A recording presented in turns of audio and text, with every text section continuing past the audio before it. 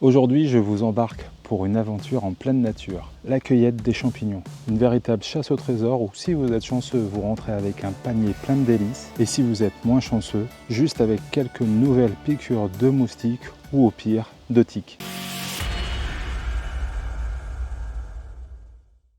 Salut les aventuriers de la nature, ici Manu d'Ilicorando et aujourd'hui on va combiner deux de mes passions, la randonnée et la cueillette des champignons. Vous savez, la randonnée, ce n'est pas que marcher d'un point A à un point B. C'est surtout une immersion totale dans la nature, une opportunité d'observer et d'interagir avec notre environnement. Et quoi de mieux pour cela que la cueillette des champignons? Franchement, c'est une vraie émotion à chaque fois que de s'aventurer dans les bois sans savoir ce qu'on va trouver et puis de tomber sur un cep parfait ou un bouquet de trompettes de la mort, un tapis de pieds de mouton. C'est toujours une découverte réjouissante. Bref, cette activité ajoute une nouvelle dimension à vos sorties nature. Non seulement vous profitez de la marche et des paysages magnifiques, mais vous pouvez repartir aussi, si vous avez de la chance, avec un butin savoureux pour votre dîner. C'est comme une chasse au trésor, grandeur nature. Mais attention, cette aventure passionnante nécessite des connaissances et de la prudence. Que vous soyez débutant ou amateur éclairé, je vais vous donner toutes les clés pour profiter pleinement de vos prochaines aventures mycologiques. La pluie, ça fait partie du jeu aussi. On parlera du moment idéal pour partir aux champignons, de l'équipement à emporter dans votre sac à dos, des techniques de recherche et bien évidemment des champignons que vous serez susceptibles de croiser sur les chemins. Du moins, je vous parlerai des plus reconnaissables et des plus faciles. Quand et où chercher les champignons?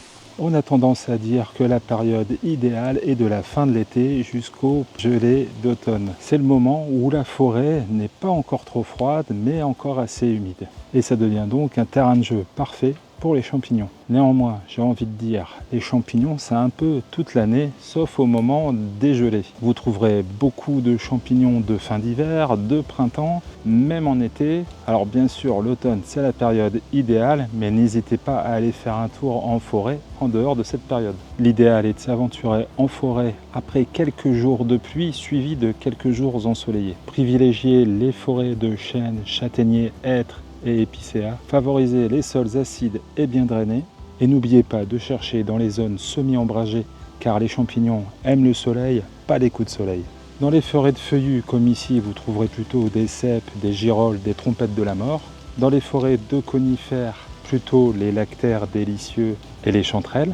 Et dans les prairies et pâturages, les rosés des prés, les coumelles. Et dans tous les cas, n'hésitez pas à vérifier les conditions météorologiques avant de partir. En effet, les conditions météorologiques récentes peuvent grandement influencer la pousse des champignons. Un automne sec, par exemple, peut retarder la pousse des cèpes. L'équipement nécessaire. Avant de partir, assurez-vous d'avoir le bon équipement. Des vêtements adaptés, pantalons longs, manches longues pour éviter les égratignures. Vous pouvez emporter un couteau avec une brosse afin de nettoyer sur place vos champignons. Vous n'utiliserez pas le couteau pour couper les champignons. En effet, il ne faut pas couper la base des champignons. Vous risquez d'infecter le réseau mycorhizien qui sert au développement des champignons. Il suffit juste de le tourner sur lui-même et de tirer doucement. Vous évitez les sacs plastiques pour transporter vos champignons, et cela pour plusieurs raisons. Les champignons vont vite se dégrader dans un sac plastique. L'avantage d'avoir un panier ou un sac en toile de jute, ça va être la dispersion des spores de votre cueillette tout au long de votre chemin dans la forêt,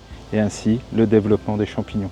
Un bâton de marche, ça peut être utile pour retourner les feuilles et voir les champignons qui s'y cachent. Et bien sûr, de l'eau et de quoi vous ravitailler si vous êtes parti pour une très longue cueillette. Et surtout, vous risquez peut-être de vous perdre, ça vous servira. D'où l'intérêt également d'emporter avec soi un téléphone portable avec une bonne application GPS, localiser votre point de départ afin de retrouver votre voiture au retour. Comment chercher les champignons? La cueillette des champignons, c'est un peu comme la chasse aux œufs de Pâques, mais pour les adultes. Le secret, c'est de bien observer votre environnement. Recherchez les arbres amis des champignons et cherchez dans la litière des feuilles. Marchez lentement et observez attentivement le sol. Regardez autour des arbres et particulièrement entre le pied de l'arbre et 5 mètres autour. Explorez les zones humides comme les bords de ruisseaux. Vérifiez sous les feuilles mortes et la mousse. N'attendez pas à ce qu'on vous dise où les trouver, La discrétion est de mise chez les cueilleurs de champignons. Conseils de sécurité et d'éthique. La sécurité est primordiale lors de vos cueillettes de champignons. Voici quelques règles essentielles. Informez toujours vos proches de votre destination avant de partir en forêt. Assurez-vous d'avoir un moyen de communication en cas d'urgence. Ne cueillez que les champignons que vous connaissez avec certitude. En cas de doute, abstenez-vous ou consultez un expert. Évitez les applications de reconnaissance, votre estomac vous remerciera. En cas d'intoxication, contactez immédiatement le centre antipoison. Respectez l'écosystème, ne retournez pas tout sur votre passage. Ne ramassez que ce dont vous avez besoin, laissez-en pour les autres et pour la nature. Respectez les réglementations locales sur la cueillette. Pour les débutants, je recommande de se concentrer sur une dizaine de champignons bien identifiés. Voici une liste des 10 principaux champignons comestibles en France et facilement trouvables. Avant de partir à la cueillette des champignons, il est utile de se munir d'un guide, mais d'un guide à jour, puisque certaines espèces que l'on consommait régulièrement il y a quelques dizaines d'années sont considérées aujourd'hui comme des espèces toxiques non comestibles. Je vous conseille le guide des champignons France et Europe de Guillaume Essartier et Pierre Roux qui fait référence dans le domaine. Vous y trouverez plus de 3000 espèces, parmi lesquelles plus de 1400 sont illustrées par des photographies, ce qui constitue un record absolu parmi les guides de champignons, même au niveau mondial. La morille. La saison des morilles s'étend de mi-mars à mi-mai, avec une progression en altitude. On les trouve d'abord en plaine, puis jusqu'en montagne. Les morilles affectionnent particulièrement les sols calcaires et limoneux, souvent à proximité des frênes. Pour optimiser vos chances, explorez les bois clairs, les terrains perturbés et les bords de ruisseaux. Quelques astuces. Repérez les plantes indicatrices comme l'ail des ours, les lébores fétides ou les primes verts. Cherchez quand la température du sol atteint 7 degrés. Explorez les zones récemment brûlées et les anciens vergers. Observez attentivement, elles se camouflent bien parmi les feuilles mortes.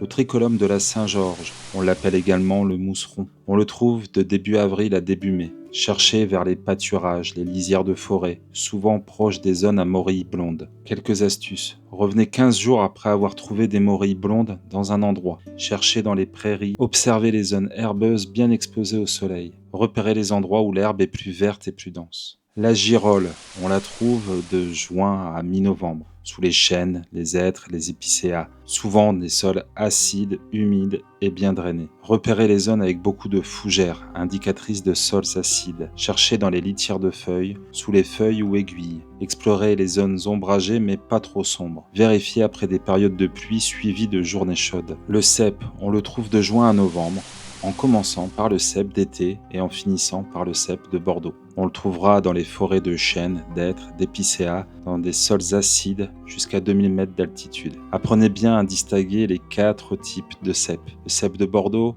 le cèpe des pins, le cèpe d'été et le cèpe bronzé. Cherchez autour des arbres spécifiques à chaque type de cèpe.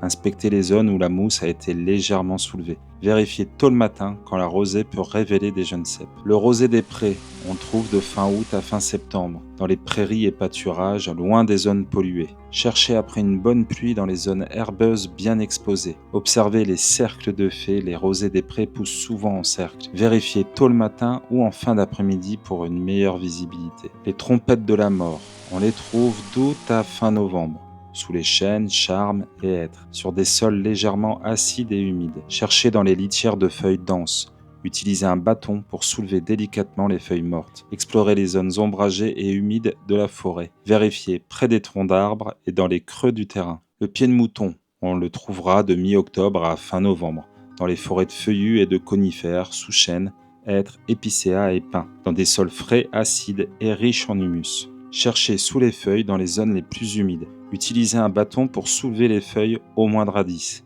Quand vous en trouvez un, cherchez autour, car ils poussent souvent en groupe. Explorez les pentes douces et les creux du terrain où l'humidité s'accumule. Le lactaire délicieux, on l'appelle également le catalan dans le sud. On le trouve d'octobre à novembre dans des sols acides, exclusivement sous les pins. Il préfère les climats chauds et pluvieux. Concentrez-vous sur les forêts, particulièrement sur le pourtour méditerranéen. Par temps humide, élargissez votre recherche autour des pins. Par temps sec, restez près des troncs. Cherchez tôt le matin quand la rosée peut révéler leur présence. La courmelle, on la débusquera début septembre jusqu'à octobre. Elle préfère les prairies, les bordures de forêt, sous les hêtres et les épicéas. Cherchez dans les clairières et les bords de chemins forestiers. Pour la trouver, privilégiez les endroits humides et frais. Observez les zones où l'herbe est plus haute. Les courmelles s'y cachent souvent. La chanterelle en tube, de fin octobre à janvier si le climat n'est pas trop froid. Sous les épicéas, pins et sapins. Préfère les litières d'aiguilles, la mousse et les zones riches en fougères. Observez au niveau des fougères et des zones herbeuses. Cherchez dans les litières d'aiguilles ou de feuilles pour leur humidité. Vérifiez les zones ombragées et fraîches des forêts de conifères. Alors nous sommes début octobre, on vient de subir plusieurs jours de pluie. Je pense pas qu'on va trouver de cèpes malheureusement. C'est pour cela que je me dirige vers un coin où je trouve des chanterelles à tubes. On devrait en trouver et puis sur la route je pense des trompettes de la mort, très probablement. Alors là c'est marrant parce que j'en trouve rarement dans ce bois à cette saison. On a une girole, on la reconnaît bien au pli sous le chapeau.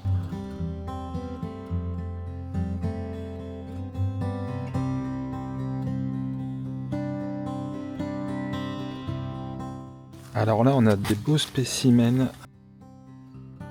Macaire améthyste qui est un très bon comestible mais qui absorbe beaucoup les métaux lourds, donc faut pas en abuser. Il est vraiment très beau, j'ai pas envie de le cueillir pour rien, mais regardez sous son chapeau. Non, on verra pas. Mais tout en regardant à côté, et on a le début d'un pied de mouton ici. Ça c'est un pied de mouton. Je n'en ai pas trouvé encore jusqu'à maintenant. Donc ça veut dire que d'ici une semaine, 2 semaines, 3 semaines, je vais revenir dans le coin et il devrait y en avoir beaucoup plus. J'en trouve beaucoup dans ce bois, en général un peu plus tardivement, fin octobre, début novembre. Donc rien n'est perdu, je sais que je pourrais revenir. Je vais le laisser pousser tranquillement, ça pousse bien sous les feuilles. Bon voilà, je m'attendais à ce qu'on en voit et il y en a juste ici, je vais vous montrer.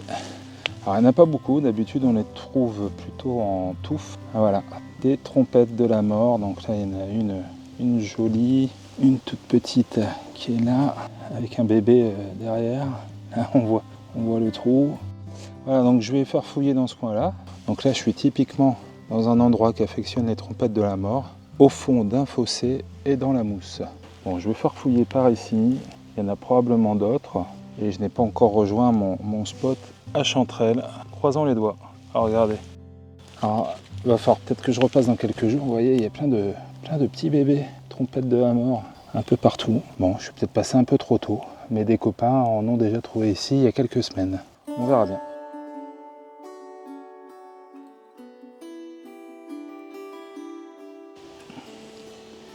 Voilà, c'est comme ça qu'on aime les trompettes quand elles poussent en touffe et juste à se baisser pour les ramasser. Et puis il y a pas mal de vestes de loup.